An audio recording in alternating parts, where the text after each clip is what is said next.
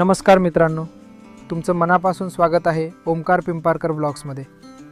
आपण या चॅनलवर महाराष्ट्रातील सुंदर किल्ले, निसर्गरम्य पर्यटन स्थळं, ट्रेकिंग आणि भन्नाट प्रवास अनुभवत असतो। जर तुम्हालाही भटकंतीची आवड असेल तर चॅनलला सबस्क्राईब करून आपल्या या प्रवासाचा भाग नक्की व्हा। चला तर मग आज निघूया सह्याद्रीच्या कुशीत वसलेल्या पांढऱ्या शुभ्र फेसार पाण्याच्या अप्रतिम सौंदर्याने मन जिंकणाऱ्या रंधा धबधब्याकडे। सह्याद्रीच्या हिरव्यागार डोंगर रांगांमधून वाहणारी प्रवरा नदी जेव्हा अचानक खोल दरीत कोसळते तेव्हा तयार होतो हा थक्क करून टाकणारा रंधा धबधबा। पावसाळ्यात इथलं दृश्य म्हणजे जणू निसर्गाने रेखाटलेले एक जिवंत चित्रच। शेकडो फूट उंचीवरून कोसळणारं पाणी, त्यातून तयार होणारा पांढरा शुभ्र फेस, हवेत उडणारे थंडगार तुषार आणि सतत घुमणारा पाण्याचा आवाज, हे सगळं अनुभवताना वेळ कसा जातो तेच कळत नाही। धबधब्याच्या कड्यावरून खाली कोसळणारं ते फेसार पाणी सूर्यकिरणांमध्ये चमकत असतं आणि त्या क्षणी असं वाटतं की जणू निसर्गाने मोत्यांची उधळणच केली आहे। आजूबाजूला पसरलेली गर्द हिरवाई, धुक्याने झाकलेले डोंगर आणि ओल्या मातीचा दरवळ, प्रत्येक क्षण मनात कायमचा कोरला जातो।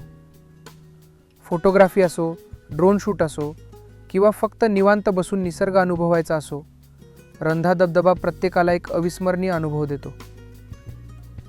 इथे कसं यायचं? जर तुम्ही पुण्याहून येत असाल तर पुणे, मंचर, नारायणगाव, आरेफाटा, संगमनेर, भंडारदरा असा मार्ग सर्वात सोयीचा आहे। भंडारदऱ्यापासून रंधा धबधबा अगदी काही किलोमीटर अंतरावर आहे आणि नाशिकहून येत असाल तर नाशिक, घोटी, भंडारदरा, रंधा धबधबा हा मार्ग अतिशय सुंदर असून संपूर्ण प्रवासात सह्याद्रीचं मनमोहक सौंदर्य अनुभवायला मिळतं। पावसाळ्यात रस्ते निसरडे असू शकतात, त्यामुळे काळजीपूर्वक वाहन चालवा आणि स्थानिक प्रशासनाच्या सूचनांचं पालन करा।